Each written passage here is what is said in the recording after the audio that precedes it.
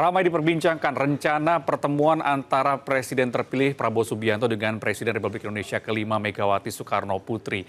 Dan tentu saja yang dibicarakan adalah terkait dengan kerjasama yang akan dijalin selama 5 tahun ke depan dalam pemerintahan. Nah, tentunya akan kita bahas apa saja sih yang jadi deal atau menjadi kesepakatan di antara keduanya.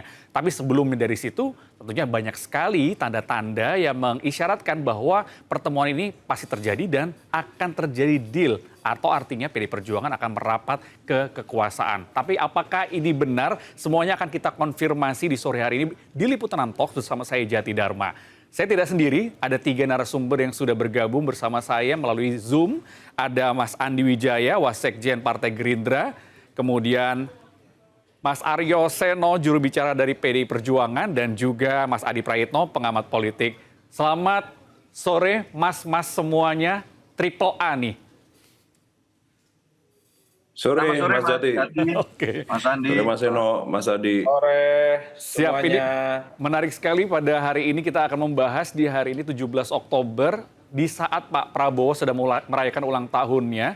Ini beredar informasi akan terjadi pertemuan dari 2 tokoh bangsa. Saya mau nanya dulu ke Mas Seno. Mas Seno, kalau kita lihat sebelumnya pertemuan terjadi ini ada ketika kemarin ya, Pak Prabowo sedang memanggil tokoh-tokoh untuk menjadi calon menteri ataupun calon wakil menteri, muncullah Mas Pram ke Kertanegara.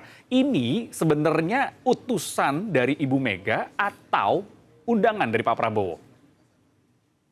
Ya, kalau kita melihat bahwa sejauh ini status Mas Pramono Anung tidak berubah, yaitu sebagai calon gubernur Jakarta yang diberi tugas dan amanat oleh PDI Perjuangan.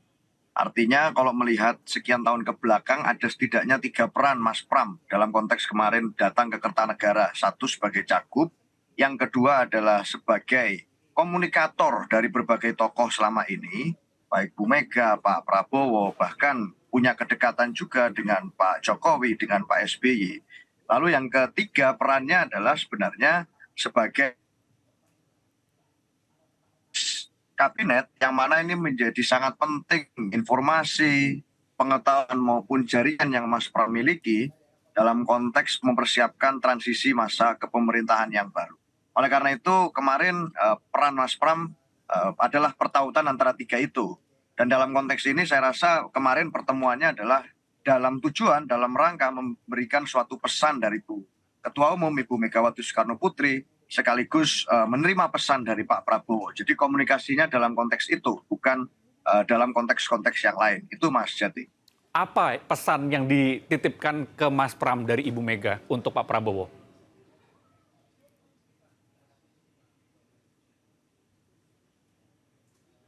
Mas Seno? Ya, pesannya sebenarnya berkaitan tentu saja dengan seperti yang saya sampaikan tadi, ada pertautan antara 3 peran itu.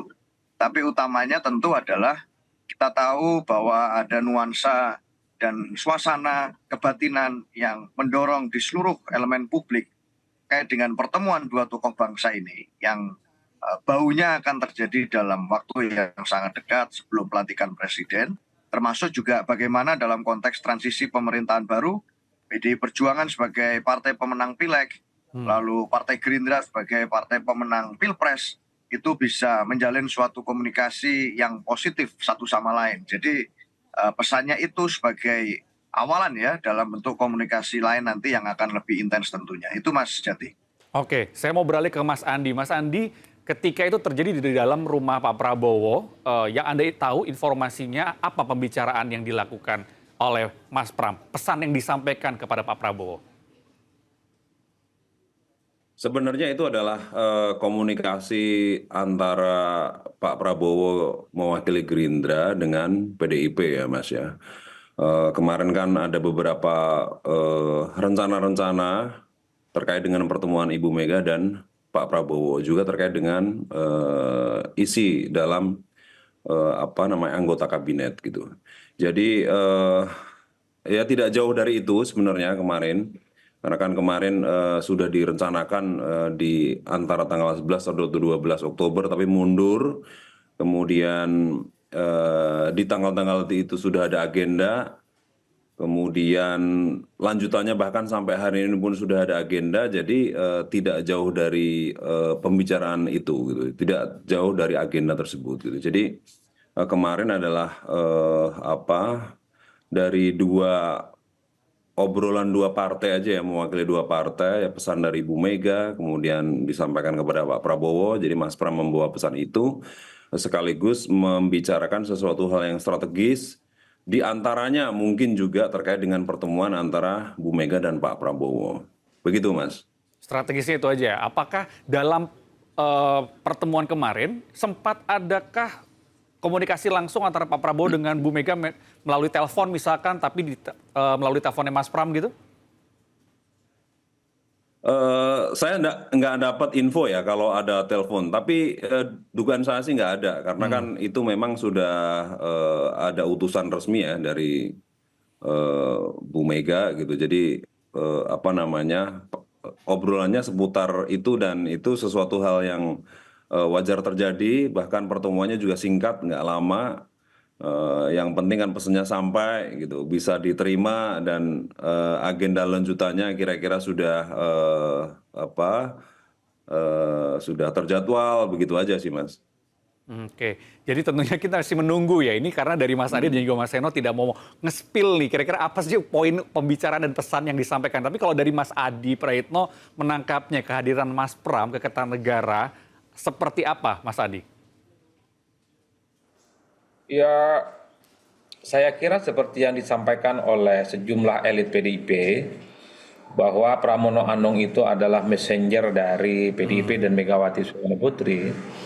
Pastinya ada pesan-pesan politik yang disampaikan kepada Prabowo Subianto sebagai presiden terpilih ya.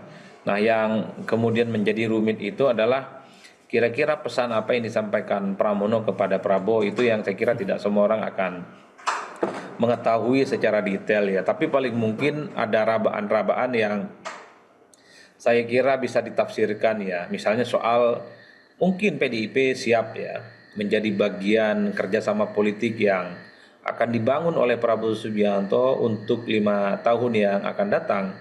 Apakah kerjasama politik itu misalnya akan menyertakan kader-kader PDIP sebagai bagian dari kabinet, ataukah dalam bentuk yang lain, misalnya kerjasama politik itu dengan menyamakan persepsi dan kepentingan politik, misalnya dalam konteks alat-alat kelengkapan dewan misalnya. Itu adalah hal lain yang saya kira memang pastinya menjadi tafsiran-tafsiran ya soal kemungkinan pesan yang dibawa oleh Pramono Anung. Karena kalau mau jujur sebenarnya PDIP dengan Gerindra, kemudian Prabowo Subianto dengan Megawati tanpa bertemu sekalipun, kerjasama politik keduanya kan sudah mulai terjalin ya.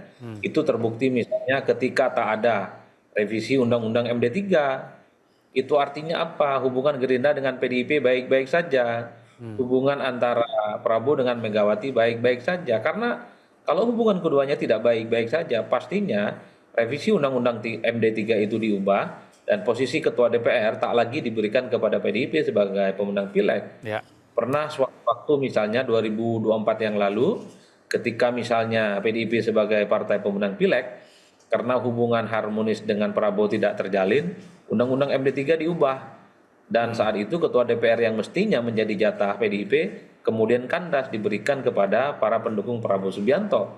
Ketua DPR-nya saat itu adalah Setia Novanto, wakilnya itu adalah Fadlizon, ada Fahri Hamzah, dan seterusnya dan seterusnya.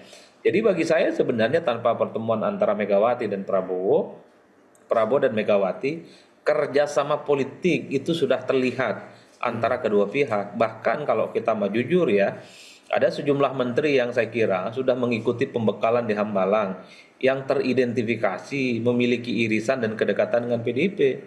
Ada Pak BG misalnya, ada juga misalnya Bu Sri Mulyani, yang saya kira sejak lama sekalipun bukan kader partai, tapi publik melihat dua tokoh ini adalah sosok yang punya kedekatan secara emosional dengan kawan-kawan PDIP. Jadi bagi saya, jikapun ada pertemuan antara Prabowo Subianto dan Megawati Soekarno Putri, ini adalah sebatas formalitas politik ya, untuk menegaskan sebenarnya kedua belah pihak tidak akan ada persoalan apapun dalam konteks membangun kerjasama politik untuk 5 tahun yang akan datang. poin saya di situ, Mas Jati. Oke, itu tadi menarik dikatakan oleh Mas Adi soal Pak BG dan juga Bu SMI yang sudah melakukan pembekalan di Hambalang kemarin. Nah, saya mau cross check dulu nih ke Mas Seno. Mas Seno, jadi benarkah Pak BG sama Bu SMI ini bisa dikategorikan bahwa PDI Perjuangan? Tentu kalau bicara secara legal formal, Pak Budi Gunawan maupun Bu Sri Mulyani bukanlah kader PDI Perjuangan yang memegang KTA partai.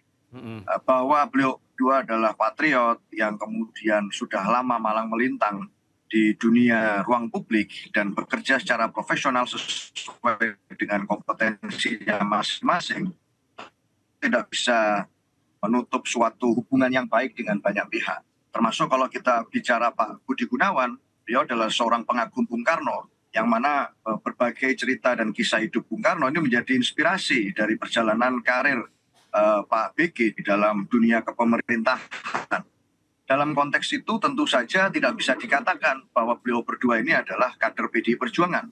Secara profesional saya rasa Pak BG punya hubungan yang sangat dekat dan sangat baik dengan Pak Prabowo.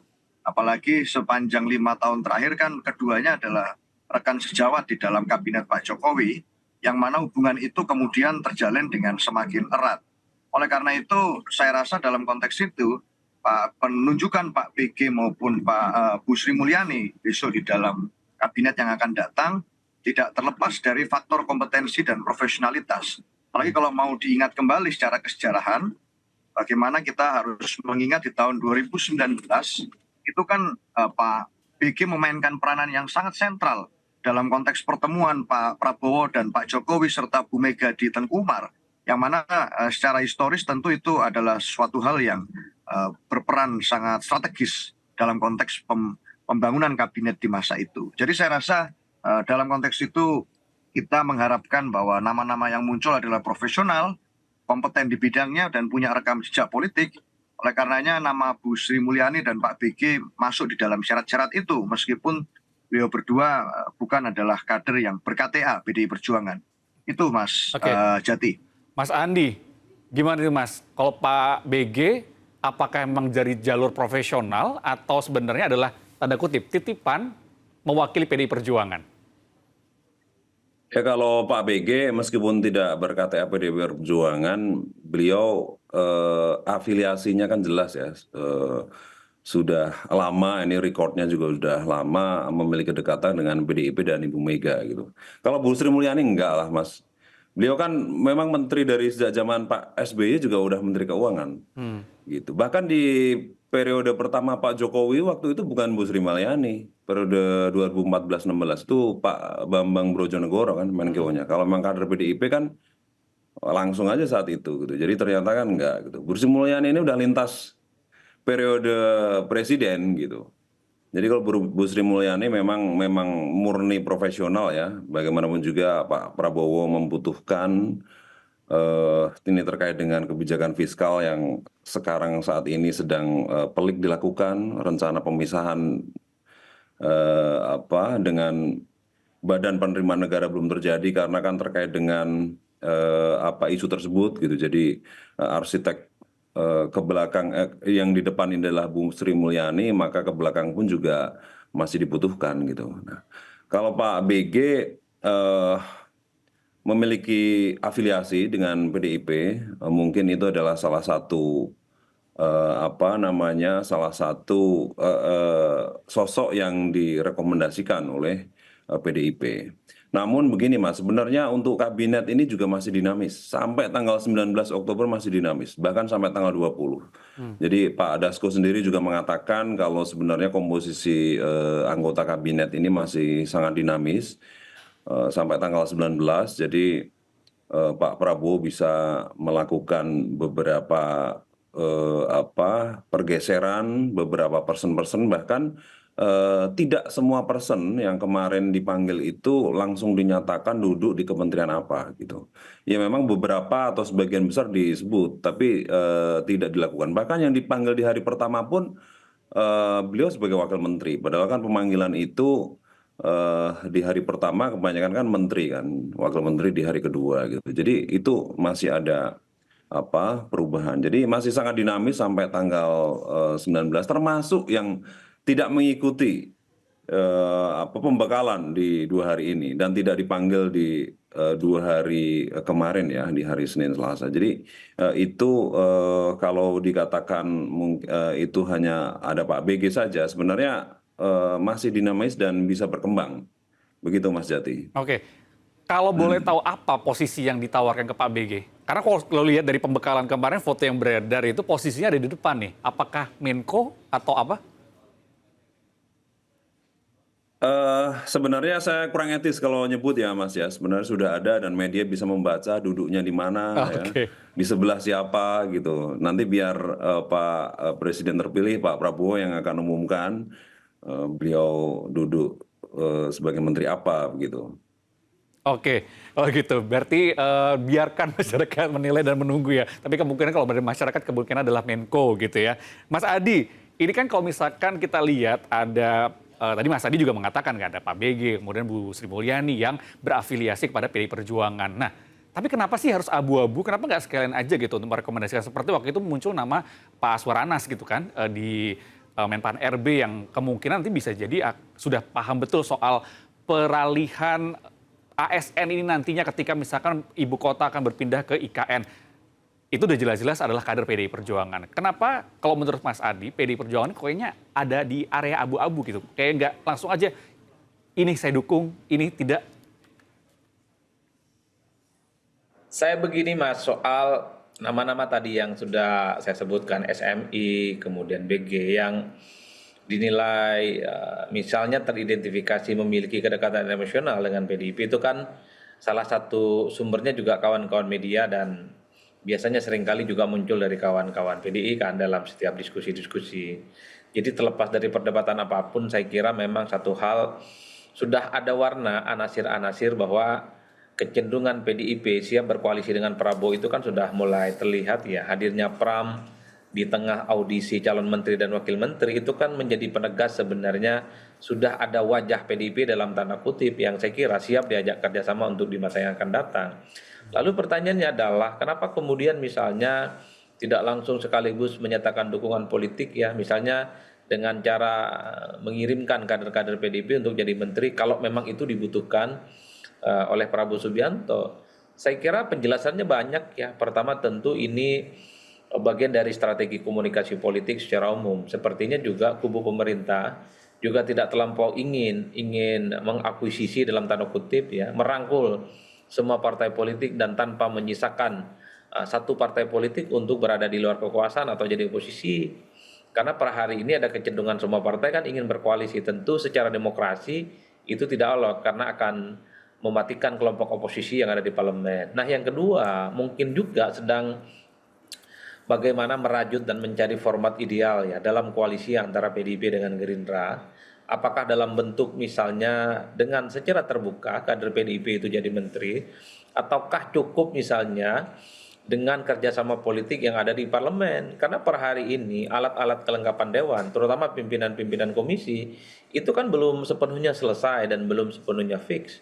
Bukan tidak mungkin PDIP sebagai bentuk komitmen politik kerjasama dengan Gerindra misalnya, salah satu yang dibergen kesepakatan politik dengan Gerindra adalah soal jangan-jangan misalnya ada posisi-posisi strategis yang ada di parlemen itu juga akan ditempati oleh kader-kader PDIP, tentu sesuai dengan kompromi dan kesepakatan dengan kawan-kawan Gerindra.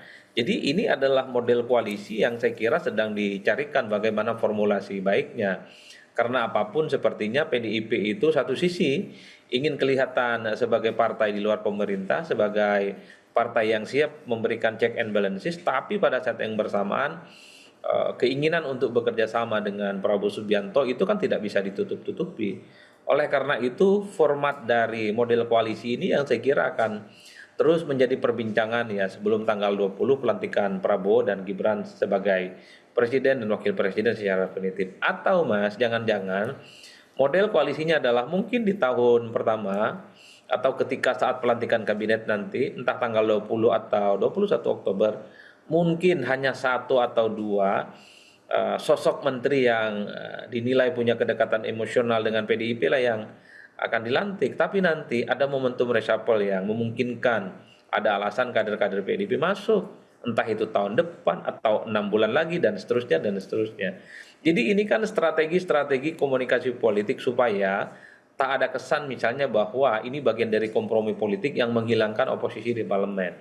Ini juga yang bisa menjelaskan kenapa misalnya menteri dari PKS itu adalah dari kalangan profesional dan Nasdem pun sepertinya juga kecenderungan ingin menyodorkan dari kalangan profesional supaya tidak ada kesan partai-partai sekalipun ingin berkoalisi dengan pemerintah dengan presiden terpilih tapi itu semua berpotensi untuk menghilangkan oposisi.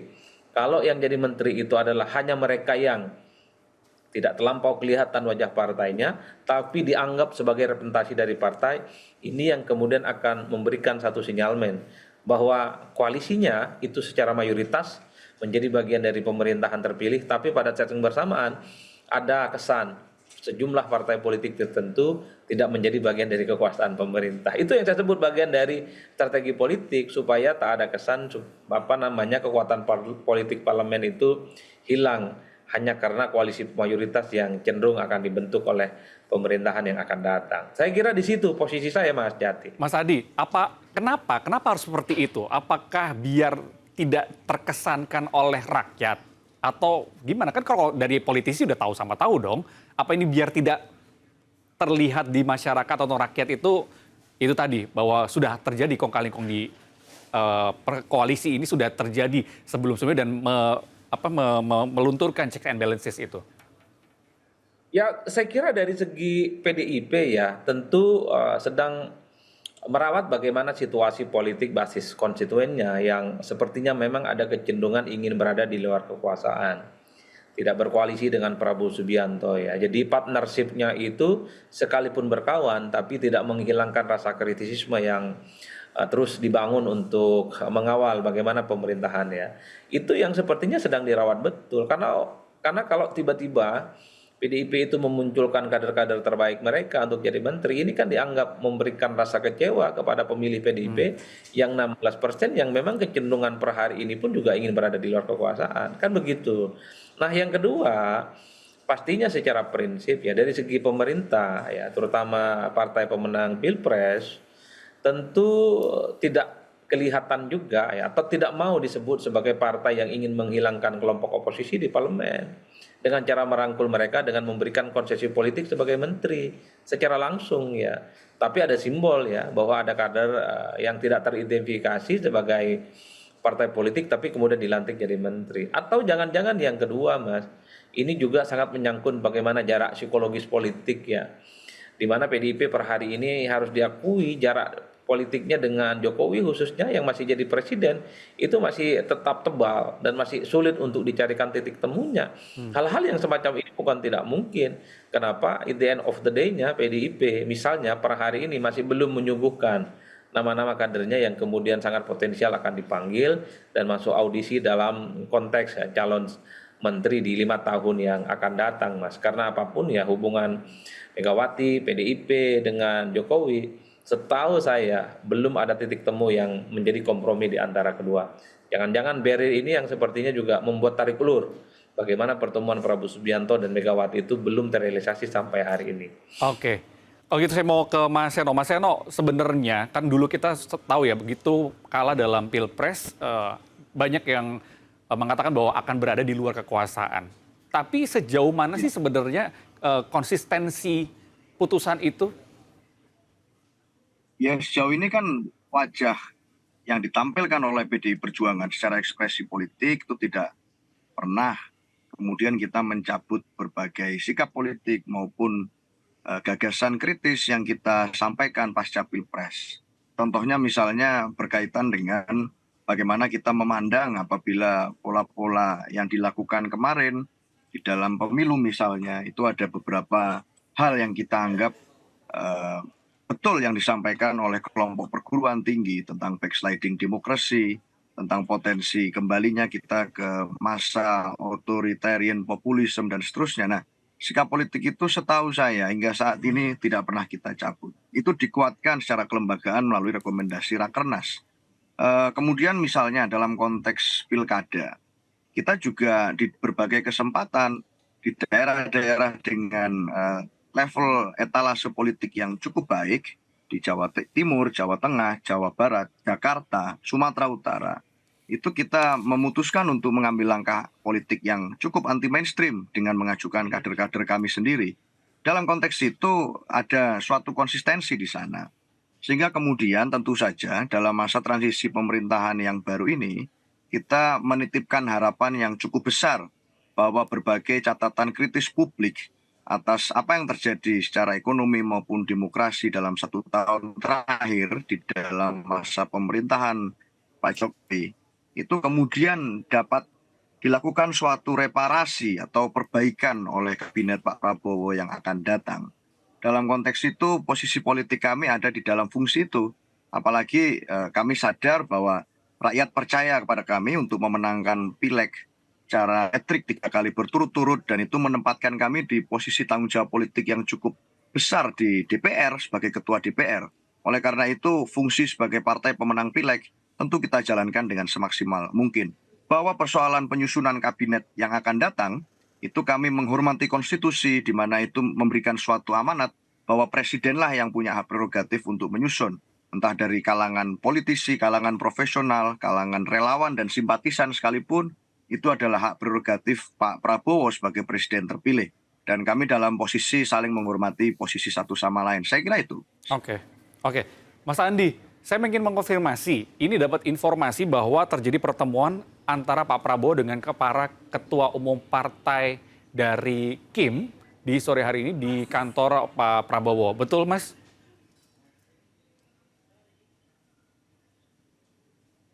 Setahu saya pertemuannya dengan Pak Surya Paloh ya di Kemenhan. Kalau dengan Kim saya belum diupdate saya, Mas.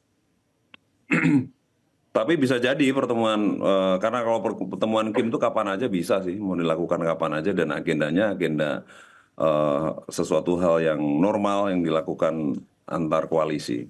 Tapi yang jelas yang saya dengar info dengan Pak Surya Paloh itu. Pembahasan apa, Sore ini Mas, di Kemhan. dengan Pak Surya Paloh? Ini ada hubungannya dengan kemarin yang Nasdem belum kirim wakil ya di anggota kabinet gitu. Dan saat itu mungkin pembicaraannya sepertinya belum cocok, sehingga ada ekspektasi mungkin yang belum tercapai begitu. Nah, sehingga dilakukan pembicaraan lagi. Dan Berarti kemarin ada konfirmasi dari Sekjen Nasdem ya. Ya. Kalau Nasdem dan beberapa diskusi sudah dilakukan tuh di media kalau memang Nasdem memahami bahwa tidak ada hak untuk duduk di di kabinet seperti itu dan lain-lain lah ya. Jadi mungkin terkait dengan itu sih, Mas. Jadi sebenarnya Pak Prabowo masih ingin juga ya kader dari Nasdem ini untuk bergabung pada kabinet. Semuanya, Mas, semua komponen bangsa diajak. Mungkin bisa dilihat sendiri lah ya komposisi anggota kabinet yang sudah beredar gitu. Jadi nggak cuma parpol, ormas pun diajak. Karena Pak Prabowo ini semangatnya adalah membangun persatuan nasional, ya, konsolidasi nasional, gotong royong untuk membawa Indonesia ke depan ini lebih baik. Sebenarnya itu. Dan Pak Prabowo ini serius, ya, terbukti 1-2 hari ini melakukan penyamaan frekuensi ya terhadap para pembantu-pembantunya agar jalan pikirannya ini sama. Jadi kira-kira sudah melakukan pemanasan agar nanti ke depan ini startnya ini dengan kecepatan berapa kira-kira sudah bisa terukur gitu. Jadi nanti akan finishnya dengan kecepatan berapa, dengan ultimate goal-nya seperti apa, targetnya pencapaiannya seperti apa, itu sudah bisa direncanakan dari sejak awal. Gitu, Mas. Jadi kalau ngomongin itu nggak cuma Nasdem, semuanya diajak ini. Ini kita ngomongin pembangunan bangsa ke depan ya, ngomongin Indonesia Emas 20 tahun lagi begitu. Mas, terkait dengan Gitu, pertemuan antara Pak Prabowo sama Bu Mega, ini sebenarnya munculnya dari Pak Prabowo, terus kemudian seperti apa? Berapa kali undangan-undangan ini diserahkan, kemudian akhirnya kemarin tadi kan sempat dinyatakan sebenarnya pertemuan direncanakan di tanggal 11-12 ya, kemudian ada mundur. Ini apakah segitu alotnya atau emang karena padatnya jadwal saja? Banyak faktor sebenarnya, terkait waktu juga, terkait dengan isi pembicaraan, terkait dengan kesepakatan-kesepakatan. Ini kan bukan pertemuan antara reuni teman SMP atau teman lama yang udah nggak ketemu, nggak Mas. Ini kan tokoh bangsa. Kan kita ini ngobrolin sesuatu hal yang strategis terkait dengan capaian-capaian yang besar gitu. Nah, jadi faktor-faktor tersebut mempengaruhi ya. Di antaranya waktu juga. Waktu juga, kemudian apa kesepakatan-kesepakatan pembicaraan yang dilakukan pun juga. Jadi kalau tadi Mas Adi sudah katakan nggak perlu pertemuan, sudah ada kerjasama, iya gitu. Memang sudah ada kerjasama di parlemen ya, tapi itu pun juga tidak selesai di pimpinan DPR. Ini kan AKD juga sudah disepakati ya 13, tapi kan komposisi pimpinan AKD ini kan juga belum terbentuk sampai sekarang. Jadi itu kan menurut saya itu salah satu faktor yang menjadi penyebab belum dilakukannya pertemuannya Pak Prabowo dan Bu Mega ini berpengaruh terhadap komposisi AKD gitu. Jadi kenapa pertanyaan tadi kok berlarut-larut ya karena itu tadi gitu. Jadi paling tidak ada 2-3 faktor lah yang akhirnya sampai sekarang belum terwujud.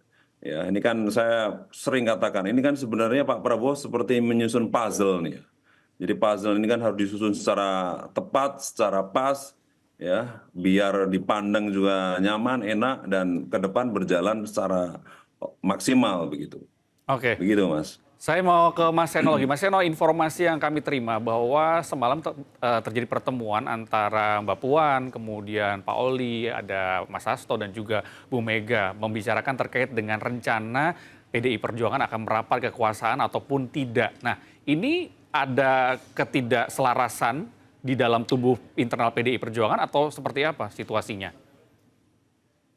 Ya, saya rasa kalau bicara pertemuan DPP, apalagi dalam konteks masa-masa yang begitu menentukan, itu kan dilakukan suatu pertemuan rutin dari para pengurus DPP, termasuk dengan Ibu Mega yang secara rutin memberikan suatu arahan di dalam rapat-rapat tersebut.